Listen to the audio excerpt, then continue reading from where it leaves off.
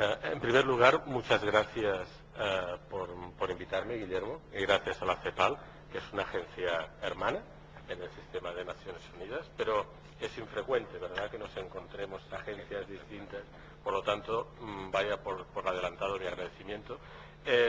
Yo voy a hacer una charla que he cambiado ligeramente el título, para intentar, y el contenido, desde luego, para intentar ser más fiel al flujo de la discusión que se inició ayer.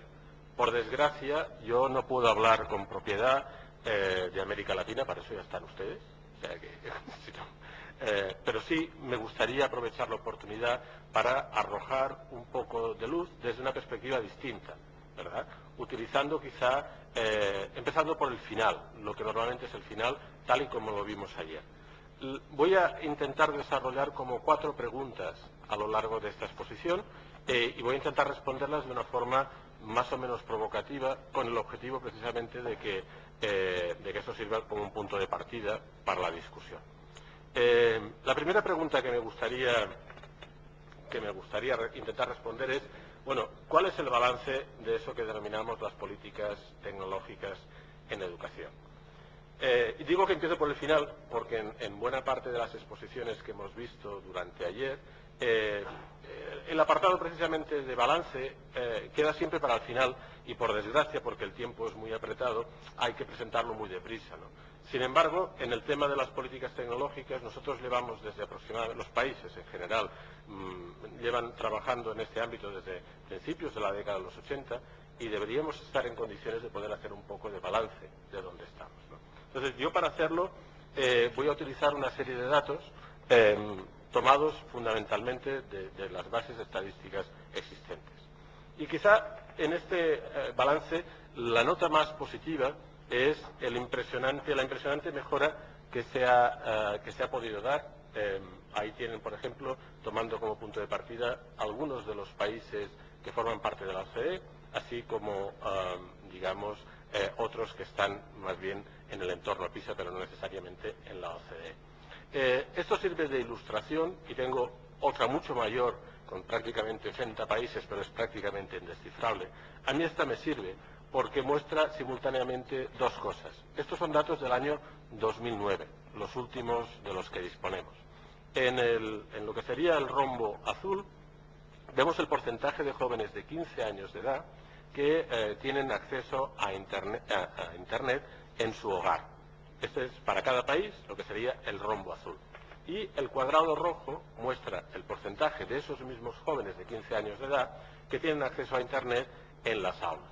Como pueden ver, incluso en el contexto de los países más desarrollados existen notables diferencias. Por ejemplo, si se fijan en el sentido de las agujas del reloj, empezando aproximadamente por la 1 y por los 5 minutos, 10 minutos y demás, se darán cuenta de que ahí tenemos en buena medida los países nórdicos, donde la distancia que separa el porcentaje de jóvenes que tienen conexión a Internet en casa de los que tienen conexión en la escuela es prácticamente muy reducido. Y luego tienen países realmente sorprendentes, como el mío propio, de origen, Italia, o incluso Japón, donde probablemente sus expectativas tal vez sean distintas, donde la distancia que separa la realidad del joven en casa y, digamos, en la escuela, es radicalmente distinta en cuanto a la conexión a Internet. Porque yo creo que el punto esencial hoy en día es precisamente el de la conectividad. Bueno, esto nos enseña algo muy interesante. La primera lección es que en algunos países es posible llegar a una saturación. Es decir, que muy probablemente cuando se publiquen los datos de PISA 2012 vamos a ver que el número de países donde el porcentaje de jóvenes que tiene conexión alcanza el 100% crece enormemente. De hecho, ya pueden ver que aproximadamente en 1/3 de los países de la OCDE ese porcentaje es superior al 95%. ¿De acuerdo?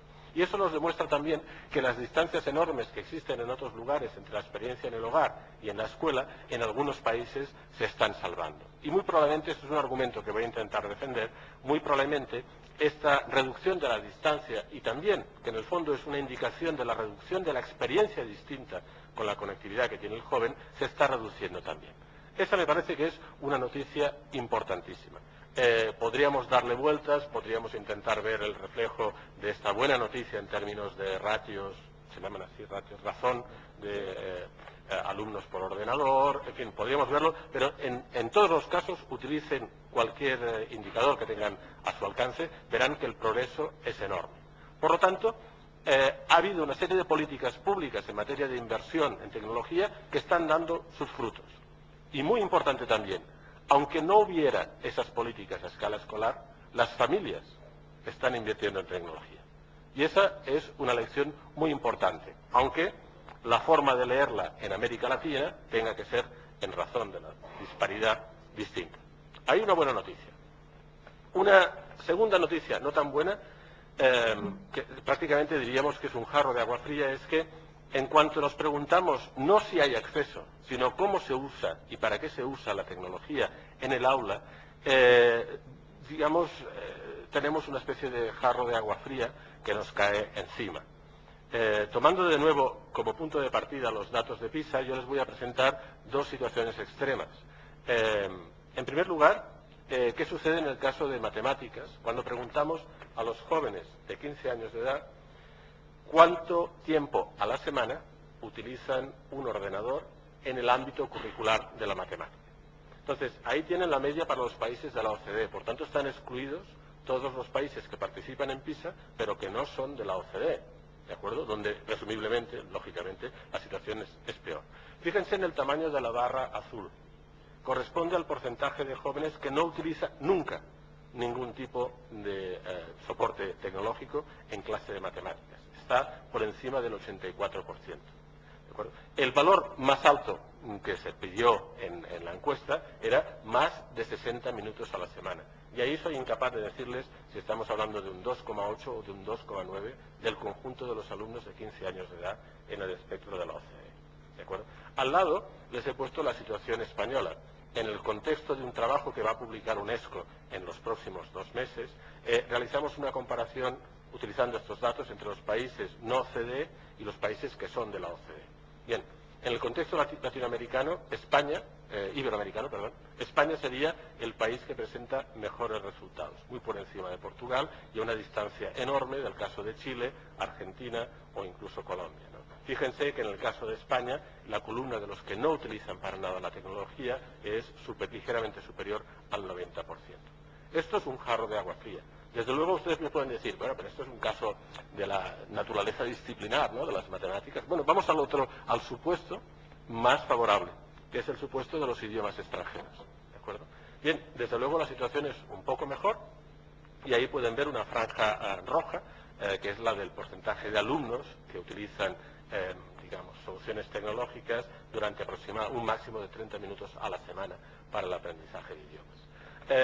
Como siempre, hay estadísticas, como es eso, hay estadísticas y hay mentiras, ¿no? Ahí esa media esconde realidades muy dispares. Por ejemplo, en el caso de Corea, el porcentaje de alumnos de 15 años de edad que utiliza soluciones tecnológicas para aprendizaje, en concreto del inglés, es notable, es alrededor, durante más de 60 minutos a semana, es superior al 22%, lo cual muestra realmente que ahí se están produciendo realmente usos intensivos, ¿verdad? Por tanto, no me voy a detener más en esto. Yo creo que, aunque ustedes puedan conocer experiencias que sean muy distintas, con mayor intensidad, lo cierto es que esto refleja el estado de la media y lo reflejan los países desarrollados. Luego la pregunta que nos podemos hacer es si hemos hecho bien, eso supongo lo que se preguntan los políticos, si hemos hecho bien en invertir tanto en esta cuestión, ¿no? Esta es en cuanto a la intensidad del uso. Vamos a ver ahora una cosa muy interesante que es para qué se utiliza. Y ahí tienen de nuevo para el conjunto de los países de la OCDE, como pueden observar, el porcentaje más elevado de uso tiene que ver con las búsquedas en Internet. Es decir, que si nos preguntamos cuál es el uso predominante que hoy dan los jóvenes en el aula, o que se permite, o que se recomienda a los jóvenes en materia de tecnología en el aula, eso tiene que ver fundamentalmente con las búsquedas en Internet. Eso plantea enormes interrogantes, luego me referiré a eso de nuevo, ¿no? Pero es interesante ver que esta realidad tan limitada en cuanto a la intensidad y a la variedad del uso contrasta con la situación de esos mismos jóvenes en casa, donde la lectura de estos gráficos nos demuestra a ciencia cierta que el uso principal que los jóvenes dan a la conexión a Internet en casa es para hacer las tareas escolares.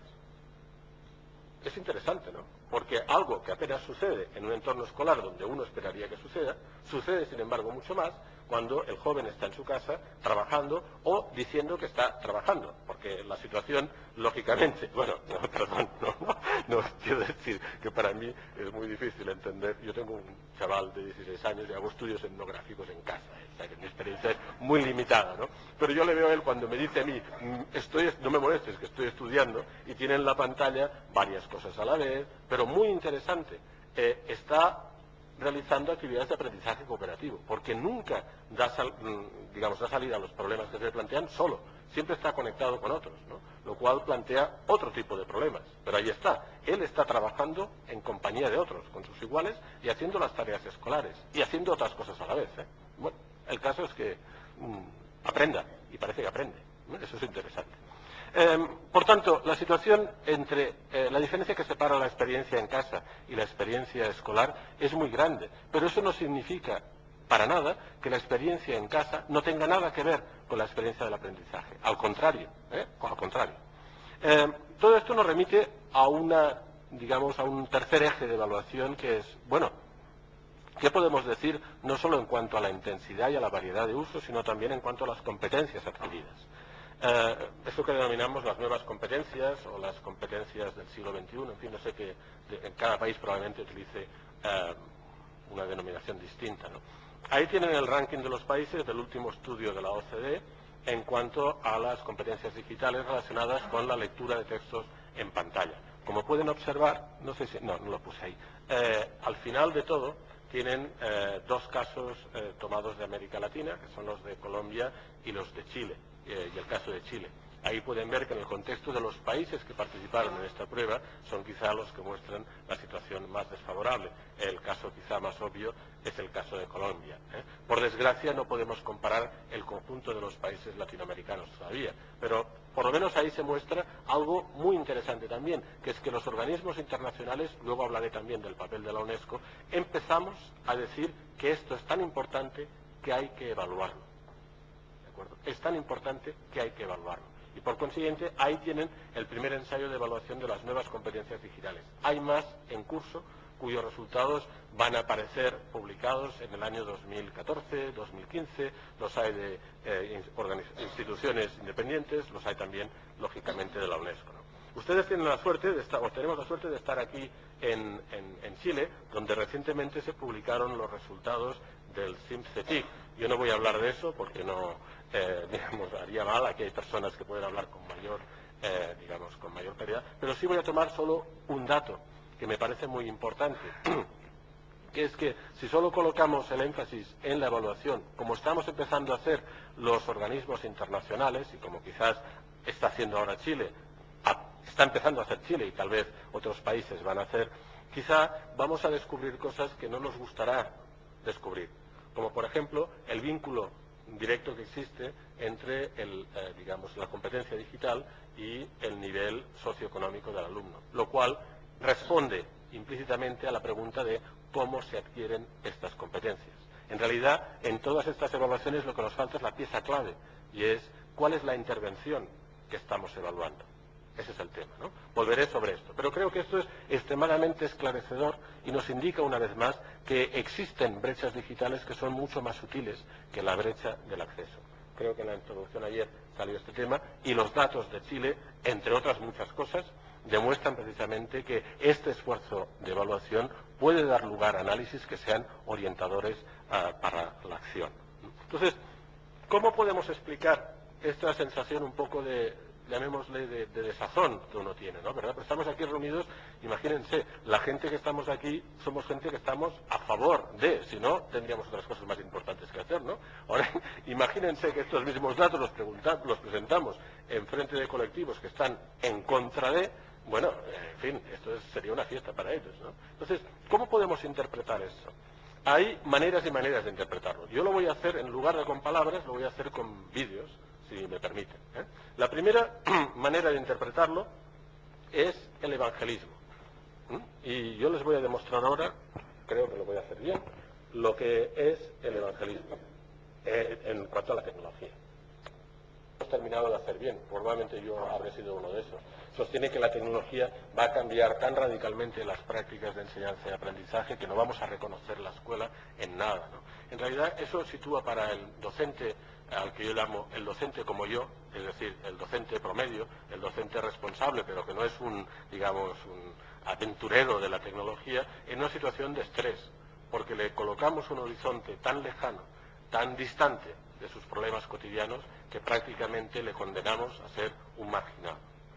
Por tanto, yo creo que el evangelismo puede tener mucho de interés en cuanto sugiere imágenes de un futuro posible que pueden ilustrarnos hacia, digamos, qué nos podemos encontrar dentro de una generación, o tal vez de 10 años o de 5 años, pero tiene poco interés desde el punto de vista de movilizar al conjunto de los docentes.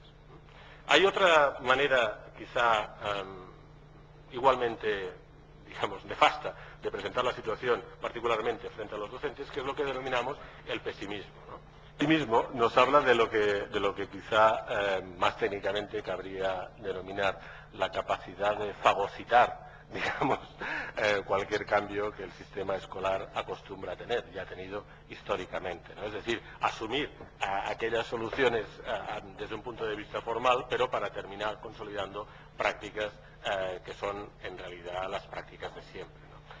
Yo prefiero tomar una tercera vía, que no es ni la del optimismo ni la del pesimismo, que es más bien lo que yo denomino el realismo. Es decir, desde el punto de vista del trabajo de la UNESCO, a nosotros nos interesa mucho seguir de cerca las innovaciones, pero lo que nos interesa es colocarnos en una posición que nos permita ayudar a los países miembros y a las instituciones con las que trabajamos a movilizar precisamente, digamos, el talento docente en favor precisamente de una educación de calidad. Lo de la tecnología, lo de las políticas tecnológicas, siempre lo vemos como un instrumento a favor de esa calidad. Entonces, la pregunta que hay que hacerse es, ¿qué necesita un docente como yo? Es decir, un docente normal. Y hay que asumir que en la mayor parte de los casos los docentes normales son grandes profesionales. Son profesionales que se ganan su sueldo en el día a día, como en cualquier otra profesión. Luego, ¿por qué entonces? ¿Qué es lo que necesitaría un docente para efectivamente asumir en las propuestas de esas políticas tecnológicas que tanto dinero y esfuerzo nos están costando? Bien, desde el punto de vista de la investigación hay varios modelos explicativos. Nosotros el que hemos tomado se basa de una manera muy simple en dos conceptos. Uno, lo que el docente va a utilizar en términos de tecnología tiene que estar acorde con lo que es su propia percepción de la usabilidad. Es decir, nunca tendremos éxito si le proponemos soluciones de base tecnológica que él percibe como no usables, es decir, para las cuales carece de las competencias requeridas. Por eso, la primera jornada de políticas de formación del profesorado, que tenía que ver con la capacitación en el uso de la tecnología, iba precisamente a garantizar esa percepción de usabilidad. Es decir, puedo dominar la herramienta, sé que puedo dominarla, ¿de acuerdo? Pero eso, que es algo que tenemos en la mayor parte de los países con rentas medias y altas en el conjunto del mundo, tenemos ya garantizado, los docentes se encuentran en general, en los países de los que tenemos datos, entre los usuarios más avanzados de Internet en su casa. Es decir, si ustedes hacen el recuento de los trabajos de investigación realizados por fundaciones vinculadas a compañías telefónicas, se darán cuenta que en el perfil de los usuarios premium, incluso en países de África subsahariana, están los docentes de enseñanza secundaria. No porque utilicen la tecnología en el aula, porque eso no lo sabemos, pero sí porque son grandes consumidores de soluciones tecnológicas. Luego, no estamos hablando de un personal al que se pueda aplicar sin más la denominación de inmigrante digital, quizá años atrás, pero ya no más, ¿de acuerdo? Bien, esta percepción de usabilidad la tenemos en buena medida ganada. A medida que aumenta la renta, a medida que aumenta la renta del docente, aumenta su capacidad de adquisición de soluciones tecnológicas y, por tanto, su percepción de usabilidad. Pero lo que nos falta es la segunda cuestión, y esta es la difícil, verdaderamente, que es la percepción de utilidad. O sea, yo puedo saber cómo manejar, por ejemplo, un camión de 3 toneladas, pero honestamente con la carrera profesional, y lo sé manejar, de verdad, aprendí. Cuando hice el servicio militar me enseñaron a manejar un camión. Como se pueden imaginar, eso no me ha servido en la vida para nada. Para nada. Y es probable que ahora ya ni siquiera sepa cómo se hace, porque la maquinaria debe haber cambiado, ¿no? Entonces, la pregunta que yo puedo hacerme es, bien, sé utilizar esta herramienta, pero ¿me sirve para algo? Es decir, el esfuerzo que me va a traer intentar ponerme a utilizar esta solución me va a ser compensado con un mejor resultado en términos de mi eficiencia profesional o cuando menos de la calidad de los aprendizajes de los alumnos. Esta es la cuestión, esta percepción de utilidad es la batalla pendiente. Y esta es la batalla que de una u otra forma tenemos que afrontar desde el punto de vista de la investigación, a todos los niveles, investigación empírica, investigación política, etc. Esta percepción de utilidad no está todavía instalada y eso tiene mucho que ver tal vez con nuestra incapacidad de promover soluciones no que sean interesantes, innovadoras, atractivas, motivadoras, sino, en última instancia, más eficientes que el trabajo sin tecnología. Disculpen que sea tan vehemente en las manifestaciones, pero lo que intento precisamente es, digamos, enzarzarme en un debate con ustedes, ¿no? Encontrarán más detalles sobre esta investigación en un documento que publicó la Fundación Santillana el mes de noviembre de 2011. Si teclean el título en Google, les saldrá inmediatamente. Si no, me preguntan y les daré. Es que ¿cómo se llama? El vínculo es muy largo, ¿eh? Tecnología y escuela, lo que funciona y por qué, que es uno de los títulos a los que te has referido. Se puede descargar gratuitamente de Internet, ¿no? Bien, sigamos un poco por esta línea. ¿Qué es lo que funciona? ¿Qué es lo que funciona? Bueno, supongo que reconocen la imagen, desde luego, y se darán cuenta, fíjense en la cara de preocupación que tiene el docente, ¿no? Nosotros en UNESCO tenemos un programa muy importante de aprendizaje móvil, utilizando precisamente teléfonos celulares y tabletas, y una de las cosas que con más frecuencia nos encontramos es con la perplejidad precisamente de los docentes, ¿no? ¿Qué es lo que funciona? ¿Qué es lo que funciona? No voy a hablar de soluciones tecnológicas, no voy a hablar de los dispositivos, ni siquiera de las aplicaciones. Voy a hablar de los principios, de lo que la investigación empírica acredita que funciona. Y yo creo que todo esto se puede resumir en una sola frase. Lo que funciona es lo que ofrece soluciones mejores que las prácticas sin tecnología. Esto está desarrollado en el documento que les acabo de mostrar y hace referencia a un número determinado de criterios que nos permiten anticipar hasta qué punto una solución será o no utilizada y, por tanto, generalizable por parte de los docentes y de sus alumnos. Singularmente, este trabajo se enfocaba fundamentalmente a los alumnos de enseñanza secundaria inferior, ¿no? Ahí tienen, para empezar, la capacidad, tener la competencia, lo que antes denominaba la usabilidad, estar motivado para utilizarlo, que el uso sea relevante, es decir, que realmente la solución que nos estamos proponiendo no sea como un add-on, sino que sea algo que fluye naturalmente con la actividad que se está realizando, que sea una solución cómoda. Es decir, es más cómodo para mí, en lugar de llevar los libros arriba y abajo, saber que en todo momento, en la nube, están disponibles las transparencias que mi profesor de ciencias ha utilizado, porque los puedo bajar incluso en mi celular. Por tanto, es cómodo. En segundo lugar, que sea unánime, es decir, que tanto estudiantes como profesores coincidan efectivamente en que esa solución es una solución válida. A veces, lo que funciona para los alumnos no es lo que funciona para los docentes, y viceversa. Y sobre todo, lo más importante, yo creo que es el criterio crítico de cara al futuro, es que esa solución nos haga más eficientes, ¿de acuerdo? Que esa solución nos haga más eficientes. Ahora les voy a proponer algunos ejemplos de lo que yo denomino ejemplos de eficiencia en el uso de la tecnología. Y como verán, no están exentos de problemas. Por tanto, digamos, esto es una asignatura abierta, ¿eh? En términos de usos de alumnos, yo creo que quizá el aspecto más importante es que cualquier ejemplo que pueda tomar basándome en la investigación empírica o incluso en mi propia investigación etnográfica en casa, demuestra que lo que los jóvenes de 15 años de edad, en el caso del que yo conozco de 16, hacen es un uso, digamos, tienen un concepto de eficiencia que es un concepto ineducado de eficiencia, por no decir inapropiado. Les voy a poner un ejemplo que he citado infinidad de veces.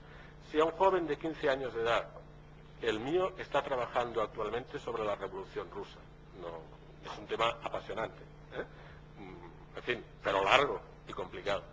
Si ustedes le preguntan a mi hijo cuáles son las tres razones fundamentales que llevaron a la Revolución Rusa, en menos de 2 minutos mi hijo les construirá un discurso, bueno, perdón, hablo de mi hijo, puedo hablar de cualquier otro, no es por mí es especial, les construirá un discurso perfectamente hilvanado sobre esas tres razones, ¿de acuerdo? Lo que hará será buscarlo en Internet, utilizará Google y Wikipedia, o lo sumo, si es una cuestión un poco compleja, se pondrá en contacto con algún coleguilla y en 2 minutos lo tendrá hecho, ¿de acuerdo? Esto es una solución eficiente, porque eso, cuando yo tenía 16 años, me había tomado probablemente 1 hora y media o 2 horas, moviendo el libro, los libros, la enciclopedia, etcétera, etcétera. Eso es una solución eficiente para él, pero no es una solución educativa, ¿de acuerdo? El problema es que nadie parece preocuparse de cómo resuelven los jóvenes hoy las tareas escolares gracias a la tecnología. Por tanto, cuidado, porque lo que ellos denominan soluciones eficientes son soluciones que les permiten sacarse de encima el trabajo con el mínimo esfuerzo posible. Luego demuestran una vez más que el núcleo fundamental de adhesión a una solución tecnológica es precisamente, perdonen que sea tan crudo, el aumento de la productividad. ¿De acuerdo? Hay veces que uno lo hace legalmente y hay veces que no lo hace legalmente. Por ejemplo, a un joven de 15 años de edad es difícil que le puedan convencer de cuál es el concepto de plagio y por qué debe evitarlo. ¿De acuerdo? Es muy difícil. Generalmente posponemos esas decisiones o ese tipo de intervenciones a la universidad, cuando en realidad a partir de los 11, 12 años los jóvenes están enfrentándose a problemas de plagio. Tomo el plagio como un ejemplo, pero hay muchísimos más. Por tanto, primero, en términos de los directivos, que es quizá la nueva frontera también para UNESCO, nosotros nos hemos dado cuenta que los directivos están adoptando un número muy importante de soluciones tecnológicas porque en el fondo se sienten cada vez más, a medida que aumenta el volumen de autonomía escolar, como grandes gestores. Gestores en términos, en algunos países, de recursos económicos, en otros países también de recursos humanos, con menos frecuencia gestores instruccionales, ¿de acuerdo? Antes de venir aquí tuve la oportunidad de dar una charla a directivos escolares en mi propio país, en España. Y pregunté, habría como 120 en la sala de todo el país, y pregunté, ¿cuántos de ustedes no tienen un smartphone? Y no levantó ni uno solo la mano. Y los veías, mientras yo iba hablando, veía a la gente, precisamente directivos escolares, que iban consultando su correo. No creo que estuvieran apasionadamente enamorados de alguien, por la edad, digo, y tal, ya les pasó el efluvio y demás, sino más bien que tenían que seguir, digamos, procesos administrativos y demás. No tenemos todavía constancia en el conjunto de los países de los que tenemos datos de usos instruccionales, pero eso es un debate que tiene mucho que ver con la doble vertiente del liderazgo escolar, la vertiente de administración y la vertiente instruccional. Pero esto llegará. En términos de usos de las familias, no hace falta que les diga que sobre todo en el ámbito de las escuelas privadas y no necesariamente en los países más desarrollados, cada vez se ofrecen más facilidades para que las familias puedan seguir no solo los resultados y los progresos académicos de sus hijos en línea, sino que en algunos casos, singularmente en lo que se denomina la educación preescolar, es muy fácil que puedan incluso visualizar lo que está haciendo su hijo o su hija, digamos, en una sala junto con otros o con el educador o con la educadora. Por consiguiente, de nuevo, tenemos ejemplos de soluciones que son eficientes. Y las familias, si tuvieran que pagar más, tuvieran que pagar un suplemento por esa facilidad, lo harían. Lo harían. Vamos ahora a los usos docentes, que quizá no son tan ejemplares. Tenemos datos, de nuevo, tomados de declaraciones, porque lo que no tenemos todavía es mucha experiencia en términos de observación, que nos acreditan que por término general, en los países de la OCDE, más del 80% de los docentes de secundaria inferior acredita utilizar soluciones tecnológicas para la preparación de las clases. Es decir, esto puede ser búsquedas en Internet, preparación de materiales, preparación de dosieres, preparación de presentaciones PowerPoint, etc. Pero eso es así, más del 80%. Ahora, ¿qué sucede? Cuando llegamos a la sala de clase, al aula, el porcentaje de uso se reduce drásticamente, apenas alcanza el 12% para el conjunto de esos mismos docentes. Y el uso fundamental es el de la presentación de la información. ¿De acuerdo? Antes era con PowerPoint, ahora es con elementos más sofisticados, no sé cómo le llaman aquí, las pizarras digitales o pizarras electrónicas, perdón, ¿verdad? Pero en el fondo ese es, digamos, el uso fundamental, ¿de acuerdo? La pregunta fundamental que nos queda pendiente de responder es ¿por qué no somos capaces todavía, desde el año 80, de hablar cuáles son los usos eficientes de los alumnos en clase? Ese es el tema. Lógicamente, esta visión basada en el criterio de la eficiencia, he dicho antes, no está exenta de problemas. El primero, y más fundamental, es que la búsqueda de la eficiencia consolida prácticas. Es decir, si decimos, y eso es lo que está sucediendo en realidad yo creo, que las soluciones que se adoptan son las soluciones que convierten al usuario en un usuario más productivo y más eficiente, lo que estamos diciendo es, no te preocupes, no tienes que cambiar de práctica. Lo que tienes que hacer es ser más productivo en la misma práctica. ¿Me explico? Por eso es muy importante que este apoyo a la búsqueda de soluciones eficientes, que nos convienen a todos los sistemas educativos por igual, se acompañe también de algo mucho más allá, que sea precisamente el fomento de la innovación. Desde ese punto de vista, es muy interesante destacar, de nuevo, que aunque podemos acreditar, y hay fundaciones que han hecho un trabajo enorme desde el punto de vista de acreditación de nuevas prácticas, que generalmente estas nuevas prácticas surgidas de esfuerzos a veces individuales de innovación no tienen todavía ni el refrendo empírico, es decir, les reto, por ejemplo, a que les reto, en fin, esto es una discusión, vamos a jugar un café, no se piensen que un café nada más, a que me presenten innovaciones basadas en soluciones tecnológicas que hayan podido acreditar efectivamente mejoras en términos de aprendizajes cognitivos. ¿De acuerdo? Luego les explicaré por qué eso es prácticamente una empresa harto imposible, si quieren. No solo no tenemos refrendo empírico, que sería muy importante, es decir, el profesional aceptaría una forma de trabajo distinta si le dijeran, vas a ser más productivo y encima tus alumnos aprenderán más. Oye, ¿dónde está esa solución? Dámela, porque me ahorraré esfuerzo, me ahorraré trabajo y encima haré mejor mi trabajo. Eso no lo tenemos. Ni existe tampoco el refrendo profesional. Pero yo creo que hay que añadir inmediatamente esa palabra clave que es todavía. Déjenme que les presente una imagen muy clara desde este punto de vista. ¿Ustedes practican surf? ¿Sí? ¿Conocen, verdad? Bueno, yo tampoco, era para ver un poco. Yo me imaginaba, pero bueno. Bueno, yo creo que lo bonito, francamente, yo no pienso, a estas edades, no me pienso meter en ese berenjenal, pero yo creo que, digamos, la percepción de la persona, del practicante de surf, por lo que yo he visto en las películas, y la del que se lo mira desde la playa, es totalmente distinto.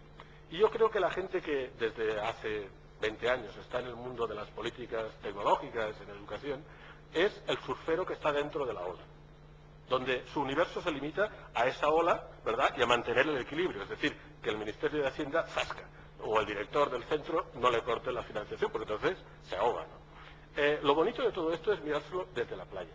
Y si ustedes se lo miran desde la playa, se darán cuenta de que las figuras que describen los surfeadores son realmente impresionantes y que este deporte tiene una belleza increíble, ¿verdad? Pero hay que mirárselo desde la distancia, no te lo puedes mirar desde dentro.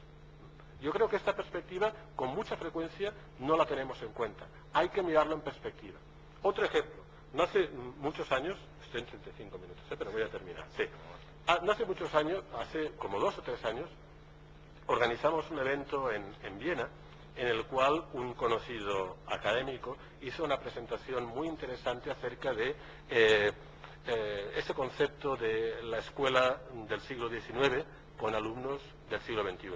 Y además es una presentación magnífica desde el punto de vista artístico, porque combinaba música de Pink Floyd, conocen la canción The Wall, es la que todos siempre salen estos temas, ¿verdad?, con imágenes verdaderamente muy, como decía yo, muy atractivas, pero muy negativas acerca de la experiencia escolar, como si todos los jóvenes de hoy en día estuvieran escolarizados en internados ingleses del siglo XIX, ¿verdad?, con situaciones de disciplina, etcétera, etcétera.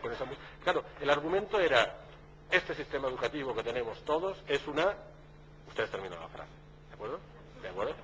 Entonces, una vez terminó esta presentación, un señor que estaba al lado en el panel, que venía de un país nórdico, le dijo, oiga, yo le felicito, en mi vida he visto una presentación tan bien hecha, con tanto elemento artístico y demás, pero yo debo decirle que yo no reconozco a las escuelas de mi país, en esta imagen que usted acaba de presentar.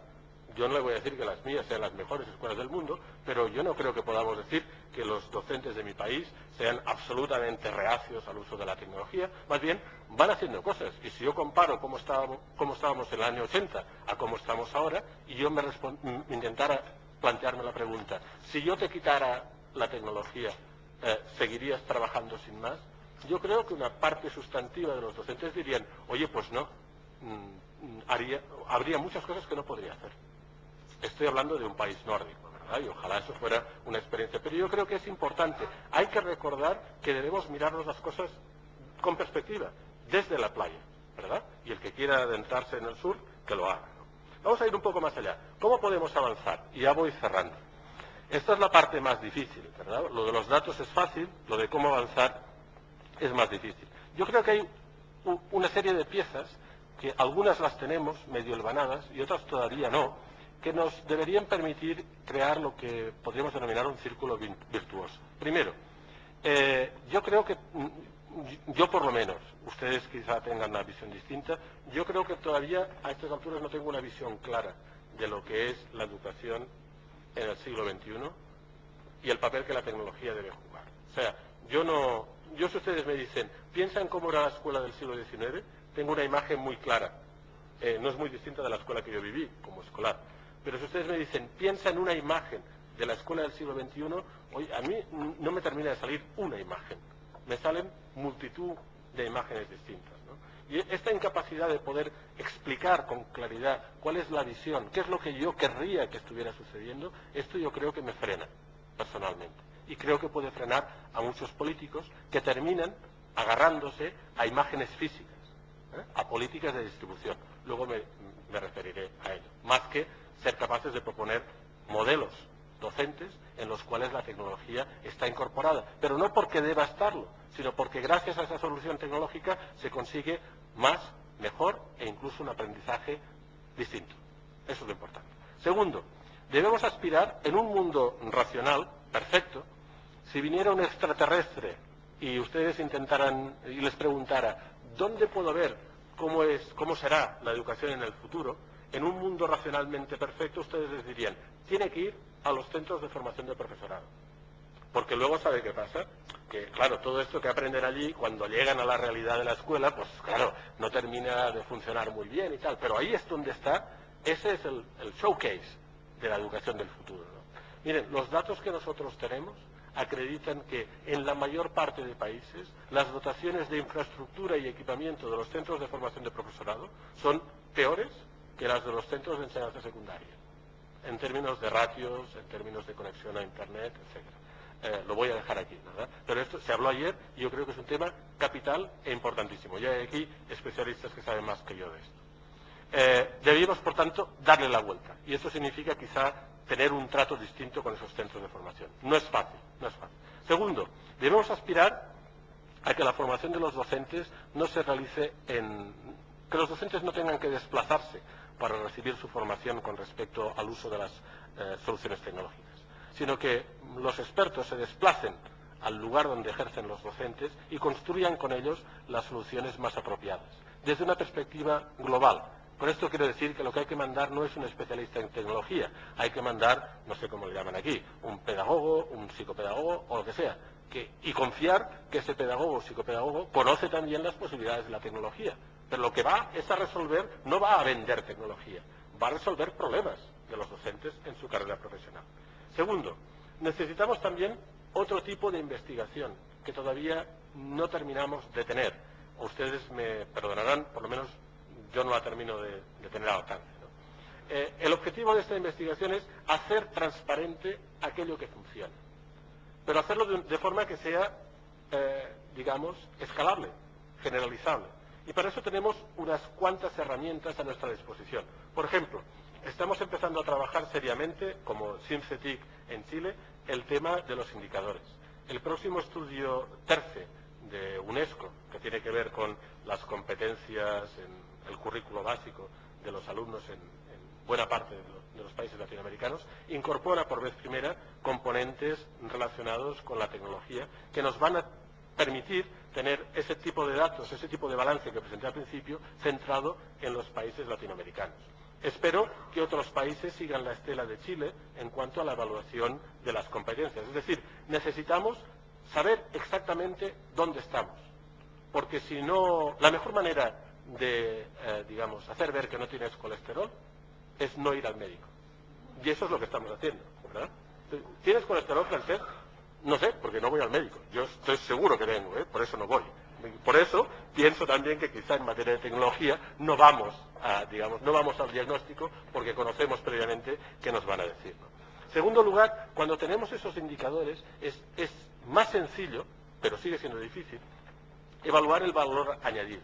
Es decir, si yo cojo dos centros o dos grupos de alumnos que parten con las mismas condiciones a nivel de extracción socioeconómica, que es quizá el elemento más capital, y la diferencia que existe entre el uno y otro en términos de puntajes, en resultados, puede explicarse en base a soluciones tecnológicas, eso me interesa. Si puede explicarse en base a soluciones que no son tecnológicas, eso me interesa igualmente. ¿De acuerdo? Es decir, lo que hay que hacer es precisamente investigar más con respecto al valor añadido. ¿Qué es lo que consigue que una escuela sea eficiente? Y cuál, en cualquier caso, es el papel que la tecnología juega. Y finalmente necesitamos abrir de nuevo, la caja de Pandora con respecto a la black box, ¿no? A la caja negra. Necesitamos observaciones directas de aula. Eso cuesta una infinidad de dólares, una infinidad de dinero. Pero sin eso nunca sabremos de qué prácticas estamos hablando. Evaluar por evaluar está bien, porque eso nos permite saber dónde estamos, ¿verdad? Si tenemos colesterol. Pero lo que necesitamos es evaluar el tipo de intervenciones que se están realizando. Y eso es lo que no sabemos. Es decir, todavía no tenemos claro qué tipo de intervenciones se están llevando a cabo. Y eso no se puede hacer para el conjunto del sistema educativo. Hay que hacerlo por áreas disciplinarias, hay que hacerlo de acuerdo a la edad de los alumnos, hay que hacerlo de acuerdo al contexto de esas escuelas. Es más complejo de lo que parece, pero sin eso, como decía alguien ayer en atención al ámbito de la salud, la señorita Muñoz, no vamos a avanzar. ¿De acuerdo? Bien, último elemento. Necesitamos también, necesitamos generar incentivos para el cambio.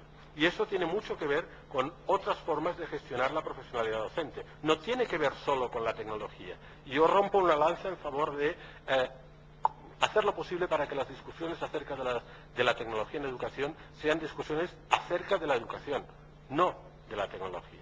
Y esto me lleva a la última cuestión, que es la incapacidad que tenemos de promover eso que se denomina la innovación sistémica. Es decir, nuestros sistemas se especializan en financiar innovaciones individuales, innovaciones de centro, pero nadie parece querer tomar la responsabilidad de analizar los efectos de esas innovaciones y eventualmente proponer elementos de generalización. Voy a presentar algunos datos, y estoy terminando ya, voy a presentar unos pocos datos que quizá arrojan un poco más de luz sobre esta cuestión. Ustedes pueden pensar que sus países han hecho suficiente trabajo en materia de formación del profesorado, pero fíjense, cuando la OCDE pregunta a los profesores de enseñanza secundaria inferior cuáles son los ámbitos en los que todavía necesitan formación, el primero es el, no sé cómo le denominan aquí, el de la diversidad de los alumnos o alumnos con necesidades educativas especiales. El segundo son las habilidades docentes soportadas por la tecnología. Eso no lo dice la OCDE, lo dicen los propios docentes. Luego algo de esta formación no se está haciendo bien, ¿verdad? No responde quizá al criterio de eficiencia que anticipo efectivamente como hipótesis explicativa. Segundo elemento, muy importante también, ahí he colocado la capacidad de nuestros sistemas de ofrecer a los docentes una evaluación que tenga repercusiones sobre su práctica educativa está extremadamente limitada. Como pueden ver, hay porcentajes muy notables, y no refiéranse sino a mi propio país, España, porcentajes muy notables de docentes que trabajan sin recibir nunca el más mínimo feedback. Entonces, ¿cómo quieren que las soluciones tecnológicas? Si es que ya no es un tema de tecnología, es un tema de cómo funcionan nuestros sistemas. ¿Cómo puede ser que destilemos mejora si somos, para empezar, somos incapaces de decirle a la gente cómo lo está haciendo y luego proponerle soluciones de mejora? Un ejemplo, Hace aproximadamente 6 meses escribí un artículo en el periódico El País, en España. Es este artículo. No hace falta que se lo lean, porque explica más o menos lo que estoy explicando aquí. Pero una cosa muy interesante que tiene la prensa hoy es que la gente te manda comentarios, y yo me los leo. Entonces, un maestro de un lugar pequeño en Madrid, que se llama Rozas de Puerto Real, que honestamente está en la Comunidad de Madrid, pero no sé exactamente dónde, o sea, como unos 40 kilómetros de la capital, me mandó un mensaje en el que me decía esto, y lo voy a leer literalmente. Bueno, no lo puedo leer. Así, después de tantos años, él me habla de en realidad, su gran innovación es un blog en el que escriben los alumnos de una escuela primaria, que es una escuela multigrado en la Comunidad Autónoma de Madrid. Y él me dice, al final, después de tantos años, de tanta pasión, la situación sigue siendo la misma. Necesito, como todo el mundo, que me digan que hago bien mi trabajo. En mi nómina no se reflejará, pero estaría muy bien que alguien dedicado al servicio público en el ámbito de la comunidad autónoma, en el nacional o en el internacional, echara un vistazo a nuestro proyecto, y me dedicara algún halago. Es lo único que pide. O sea, no pide ni siquiera dinero, ¿no? Entonces necesitamos, yo creo, no, ¿verdad? Digo como catalán, no pide dinero, ¿no? Necesitamos, que es lo que yo pediría, ¿verdad? Necesitamos ir un poco más allá, apoyando el cambio, ¿no? Y me van a permitir que yo les trace, con respecto a las políticas tecnológicas en educación, les trace un doble eje, que no habla de tecnología, habla de, precisamente, la gestión de los sistemas educativos, ¿no? En el eje vertical tienen la capacidad del sistema de ofrecer apoyo, y en el eje horizontal la capacidad del sistema de ejercer presión, es decir, de orientar por medio de la evaluación aquello que se quiere conseguir. Hay 4 cuadrantes que se definen, ¿no? El primero, cuando hay baja presión, o sea, no hay evaluación, por ejemplo, en todo lo que tiene que ver con las competencias digitales, y no hay tampoco ningún tipo de apoyo a los centros, no hay incentivos, o no hay resultados, o se produce lo que podríamos llamar un uso ciego. O sea, la gente dice, oye, mira, hay un ordenador, voy a ver qué se puede hacer. Y alguno se engancha y hace alguna cosa interesante. Pero, como se decía ayer, la mayor parte permanecen en un limbo, que es el limbo ese de oversold, underused. Así es. Un segundo cuadrante, no menos interesante, es qué pasa cuando no ofrecemos apoyo, pero sin embargo machacamos al sistema educativo con mecanismos de evaluación, etcétera, etcétera, continuos, etcétera. Bien, primero, generalmente, y me imagino que en América Latina esto no es nuevo, se produce el conflicto y la desmoralización. La gente dice, tú me exiges más, pero ¿qué me das? ¿De qué me sirve que me evalúes cada 3 años con PISA, con TIMSS o con el CIMSE o con lo que sea, si luego tú que me evalúas no me das apoyo? Y la pregunta que debería hacerse la gente cuando leen los resultados de PISA en el periódico no es qué mal estamos y qué M punto de país que tengo o en el que vivo, ¿no? Sino más bien, ¿qué vamos a hacer para que dentro de 3 años esta situación sea mejor? Bien, eso es un segundo cuadrante. Un tercer cuadrante interesante también es cuando existe mucho apoyo, hay mucho dinero para apoyar innovaciones, también las de tecnología, pero no existe ningún tipo de mecanismo de evaluación que oriente el sentido de la práctica, ¿no? En este caso, los resultados que se acostumbran a obtener son pobres y a lo sumo se produce lo que se llama innovación idiosincrática, es decir, lo que en mi propia lengua natal decimos una flor de verano, no sé si aquí se utiliza, ¿no? En verano generalmente no hay muchas flores, pero a veces, ¡buf!, aparece una, ¿verdad? Bueno, pues eso, o sea, innovaciones idiosincráticas que no tienen ningún efecto sistémico. Y finalmente, la situación mejor sería la situación en la cual tuviéramos no solo grandes oportunidades de apoyo, gracias a tener una visión clara de donde queremos ir, sino que además pudiéramos ejercer una presión elevada, lo digo así de claro, una presión elevada gracias a los mecanismos de evaluación.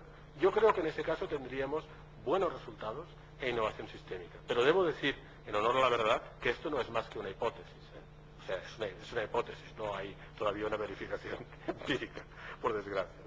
Entonces, voy a terminar refiriéndome a la necesidad del cambio de ciclo, retomando algunas de las cosas que se dijeron ayer. Un cambio de ciclo en estas políticas.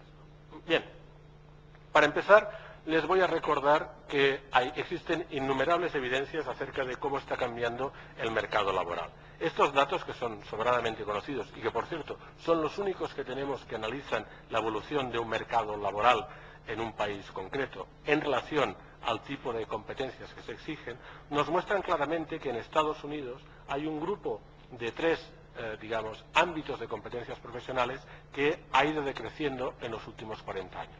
Fíjense, por una parte estamos hablando de las competencias relacionadas con las rutinas manuales, es decir, estar en una cadena de producción colocando un tornillo. En segundo lugar, las manuales no rutinarias, todo lo que tendría que ver con el trabajo manual no rutinario, por ejemplo, la artesanía. Y en tercer lugar, todo lo que serían las rutinas cognitivas, por ejemplo, un cajero o una cajera en un supermercado o en un nivel más complejo en una oficina bancaria. Todo eso en el mercado laboral norteamericano ha ido perdiendo peso. En su lugar, lo que lo ha ido ganando son otro tipo de competencias que tienen que ver con las competencias analíticas no rutinarias, típicamente las que ejercen profesionales cuyo trabajo depende del conocimiento, y sobre todo, más importante por más innovador, las que son no rutinarias, pero que precisan de la interacción. Es lo que generalmente llamamos la capacidad de trabajar en equipo y de encontrar en equipo soluciones a problemas, ¿verdad? Problemas de ámbito profesional. Fíjense que el panorama es totalmente distinto, ¿verdad? Eso se refiere al mercado norteamericano y, por desgracia, es la única evidencia empírica que tenemos que nos hable de los cambios en las competencias. Lo demás es poesía muy interesante, pero no, con datos, ¿no? Ojalá tuvieran esos datos respecto a sus países. Entonces, ¿cuál es el problema aquí? El problema es que aquello que generalmente en las escuelas con más facilidad se aprende y se enseña y con más facilidad se evalúa, es precisamente en este contexto de mercado laboral lo que con mayor facilidad va a ser digitalizado, automatizado y eventualmente tiene menor valor añadido. Luego la pregunta que podemos hacernos es ¿cuántos exámenes, perdón que sea tan demente de nuevo, cuántos exámenes en las escuelas de su país o en la experiencia de su propia escuela exigen que los alumnos propongan una solución en equipo? ¿Cuántas veces lo han visto? Bueno, no se preocupen. PISA 2015 tiene un módulo precisamente de solución de problemas en equipo. Luego, vayan poniendo las barbas a remojar, ¿verdad? Porque esto llegará. No llegará porque sea un descubrimiento pedagógico, llegará porque es una exigencia del mercado laboral en las economías avanzadas. Entonces, hasta el momento en que no empiecen a haber exámenes donde aquello que hoy está prohibido, que es hablar con el de al lado, sea en realidad reforzado y evaluado, no estamos todavía en la economía, en la escuela de la economía de la sociedad del conocimiento. La UNESCO publicó recientemente, hace escasamente un año, este trabajo que describe cómo las políticas tecnológicas en educación están cambiando en una serie de países, entre los cuales se incluye de nuevo el caso de Uruguay. Yo voy a intentar hacer una lectura, y con esto sí que termino de una vez, voy a intentar hacer una lectura de dónde está, y es una lectura aventurada, y me van a disculpar, ¿no? Pero se trata precisamente de avanzar en el debate, de dónde está América Latina y dónde podemos prever que las políticas van a evolucionar en los próximos años, ¿no? Miren, honestamente, yo creo que por lo que vengo escuchando y vengo leyendo, incluso nosotros mismos hemos publicado, América Latina se encuentra en un ámbito de políticas tecnológicas en educación todavía basado en la oferta. Es decir, donde el elemento clave es facilitar el acceso. Y estas son políticas centradas fundamentalmente en la distribución de equipamientos, de infraestructuras, en definitiva, de conectividad. A medida que, de una u otra forma, el desarrollo económico y social progrese, ustedes verán con facilidad cómo esas políticas van evolucionando hacia políticas tecnológicas de educación más basadas en el análisis de necesidades de la demanda. Es decir, el énfasis no será tanto en el acceso cuanto en el uso. Y eso significa un cambio radical de paradigma. Miren, hoy estamos aquí. Es una hipótesis de nuevo, donde la mayor parte de las políticas que se están evaluando son políticas que tienen que ver, buenas o malas, yo eso no lo sé, pero con equipamientos, contenidos, conectividad, formación. Son políticas top-down, en la mayor parte de los casos, excepto donde los sistemas están descentralizados, y el ejemplo más palpable, más reciente, son las políticas uno a uno. No tengo nada que, no tengo más datos que los que ustedes puedan tener. El énfasis de esas políticas es un énfasis en la inclusión y la equidad. Bien, pero si me preguntan cuánto alcance de vida tiene este ciclo político, yo diría que poco, porque a medida que estos países vayan desarrollándose, verán cómo este tipo de imágenes van a tener que desaparecer. sin ánimo de criticar, esa imagen que han visto con el expresidente Lula, la pueden haber visto con infinidad de otros políticos. Y nadie mejor que, por así decirlo, un animal político para entender el valor simbólico que estas políticas distributivas pueden tener hoy en un contexto como el de América Latina. Pero insisto, si ustedes me preguntan cuántos años van a durar estas políticas, yo francamente pienso que no muchos. Y pienso que vamos a avanzar hacia una situación distinta, donde poco a poco vamos a ver cómo la demanda se va cualificando. Y eso lo están ustedes viendo ya en sus países, porque la demanda empieza por los propios estudiantes. Y si ustedes analizan los datos de penetración de la tecnología en América Latina en los hogares, se darán inmediatamente cuenta de que el paladar de las familias, el paladar, sí, se llama así, ¿no? Desde un punto de vista gastronómico, es decir, de las familias, de los alumnos, está cambiando. Y pronto cambiará también, si no lo está haciendo ya, el paladar de los propios docentes, ¿no? Y ahí es donde vamos, es decir, probablemente mañana, a medida que el coeficiente de desarrollo de la región aumente, cosa que se está viendo en entornos urbanos, en determinados lugares, vamos a encontrarnos con lo que está empezando a acontecer hoy en los países más ricos del mundo mundial, ¿no? Donde efectivamente las políticas ya no se centran en la distribución, sino que se centran en acompañar los usos y en acreditar cuáles son los buenos usos. Un ejemplo claro es el énfasis, no me voy a detener en esto mucho, el cambio radical, el abandono de las políticas de uno a uno en los países desarrollados en favor de eso que voy a llamar aquí políticas TTT. Trae tu trasto. O sea, no, trae tu tecnología. Es decir, la idea esto está inventado, ¿no? Trae tu trasto, ¿no? O sea, la idea es, no, ¿para qué vamos a tener que invertir en dar equipamiento a la gente cuando la gente tiene equipamiento en casa? Que traigan la gente el teléfono que tienen, que traigan el tablet que tienen, que traigan el portátil que tienen. Y lo que tenemos que hacer nosotros aquí es trabajar las soluciones, que son soluciones que son de soft, que no son de hard.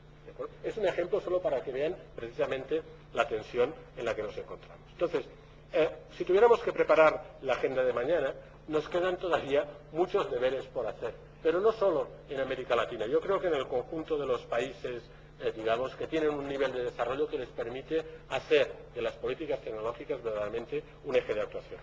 En primer lugar, yo creo que hay que empezar a hablar, aquí se hizo también la presentación, de las nuevas brechas digitales, que ya no son las de acceso, que son las de uso y sobre todo la de la capacidad de extraer un beneficio distinto de usos distintos. Dos jóvenes de la misma edad, pero con un entorno sociocultural distinto, no solo en términos de familia, sino más importante todavía, en términos de grupo de iguales, usarán la tecnología diferente. Y existen evidencias que muestran que lo harán en detrimento de su aprendizaje y otros a favor de su aprendizaje. Bien. Segundo elemento también, es importante pensar que las políticas universales no sirven para un contexto tan diverso como el que tienen nuestros sistemas educativos. Hay que empezar a plantearse hasta qué punto esas políticas centralizadas, top-down, sirven verdaderamente a las distintas necesidades que los sistemas educativos tienen. Por ejemplo, basta hablar de la diferencia entre rural y urbano. Último elemento, más tarde, más temprano, y yo creo que será en América Latina más temprano que tarde, habrá que dejar de hablar de los equipos. No importará el equipo que se utilice. No hablaremos más del ordenador. Hablaremos de lo que la gente hace cuando está conectada. Segundo, ayer se dijo, yo creo que fue Juan Carlos quien lo hizo magistralmente, hay que revisar nuestros parti pris con respecto a la alfabetización digital. Es decir, nos puede dar la sensación de que esto ya está periclitado y que no hace falta ninguna asignatura ni demás, o precisamente, visto los dilemas y los desafíos que tenemos por delante, quizá sea llegado el momento de reintroducir precisamente elementos curriculares importantes desde el punto de vista del currículum, pero más importante también en los estándares y en la formación de los docentes, que ese es el tema realmente capital. Tercer elemento, muy importante también, del cual hablamos poco. La gente que nos dedicamos a esto tenemos como centro de interés generalmente la escuela y olvidamos que los jóvenes cada vez más aprenden tanto o más en positivo y tal vez no tan en positivo fuera de la escuela. Y la escuela no puede permanecer cerrada a esa realidad y debemos abrir puentes entre lo formal y lo informal. Otro elemento importante también. Necesitamos lanzar ya en América Latina señales de hacia dónde va el futuro. Y el futuro, a mi juicio, si tomamos como referencia las experiencias más avanzadas en otros lugares, van en 3 líneas. Primero, el libro de texto digital.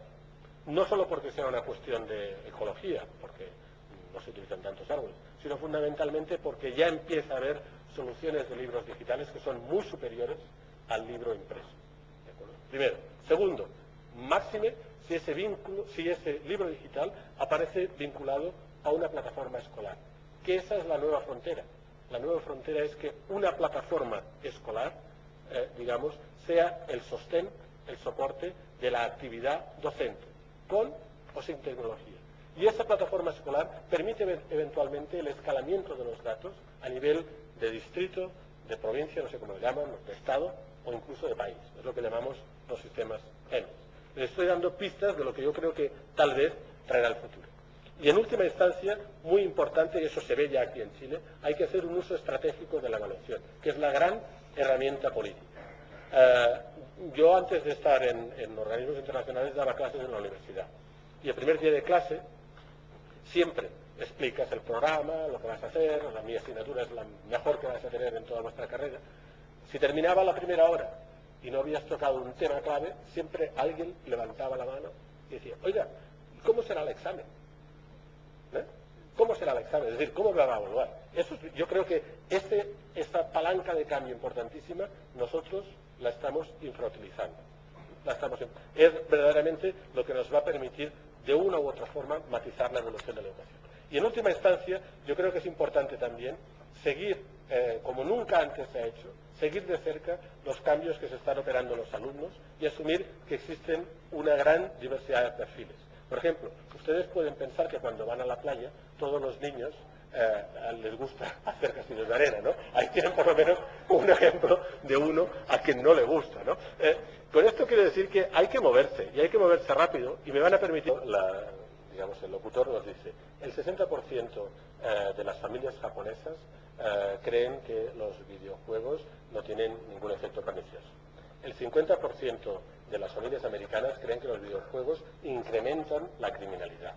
El 30% de las familias alemanas creen que los videojuegos pueden ayudarte a superar la prueba del carnet de conducir, ¿no? Entonces, yo creo que, independientemente de cuál sea la verdad, lo que es importante, hay 2 mensajes muy importantes con los que me gustaría concluir. Uno, necesitamos más evidencias para poder tener discusiones informadas, ¿de acuerdo?